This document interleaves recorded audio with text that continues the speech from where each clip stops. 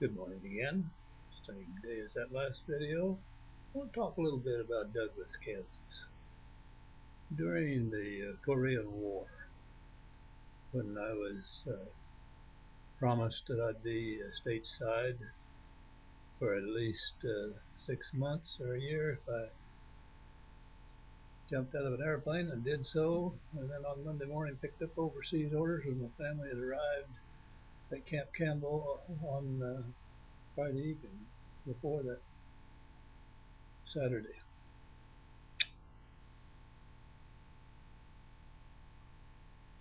Donna and little Roy and little Rita came back to Douglas and lived here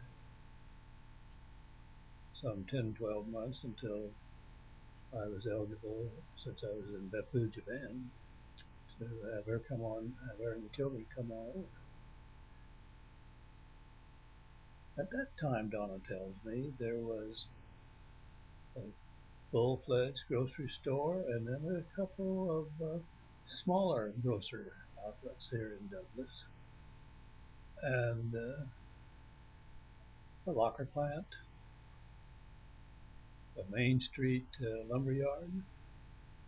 In other words, small town America at that time was pretty self-sufficient. Well, contrast that with now.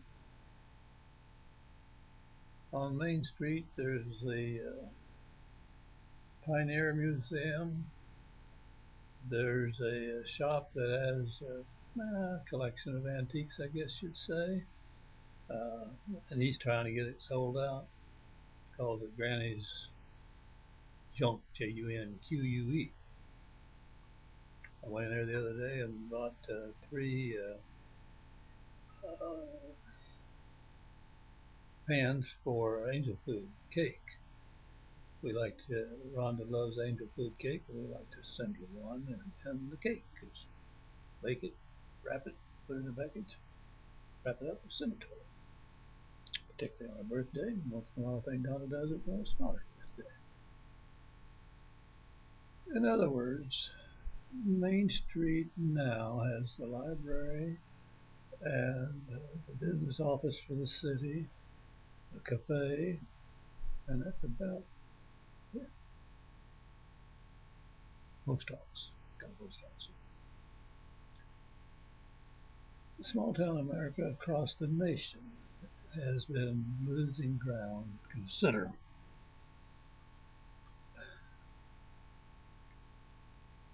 For us country boys, the small town was pretty much a bustling place. At Conway Springs, we my folks took butter, and sometimes some eggs. The grocer bought it and put it against the purchase price of the groceries that my folks needed to feed us 5 kids.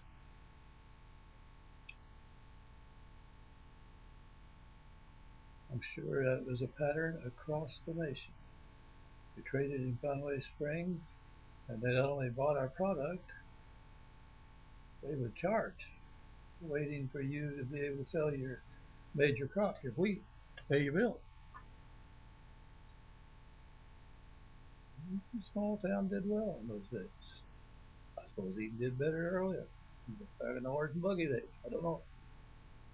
But, Conway Springs today, compared to then, I'm sure the same is true of Douglas and of hundreds of small towns across the U.S. Some small towns like Milton lost their schools, got consolidated into a larger district, and that pattern went on all across Kansas and all across the nation, I think. I'm not saying it's wrong, I'm just saying it's a change.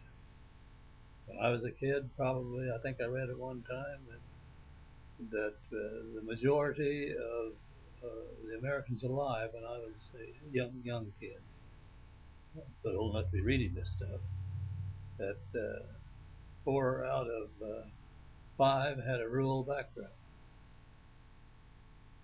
I wonder if it's 1 out of 10 now.